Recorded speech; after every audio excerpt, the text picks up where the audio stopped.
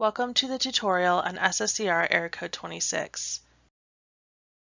Per the NSLDS, SSCR Error Code 26 is caused by an anticipated graduation date that is before the certification date of the record.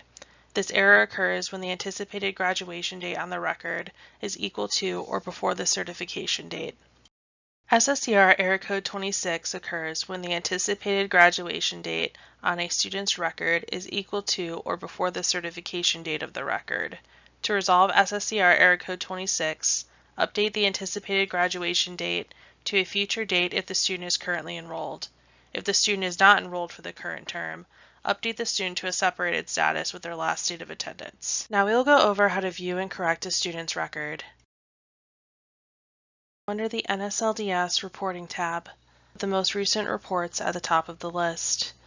Click on the hyperlinked number under the Number of Students with Errors column. This page will bring you to the list of students with errors. Click on the hyperlinked SSN for the student with error code 26 that needs to be corrected. The next page will show the student's editable record.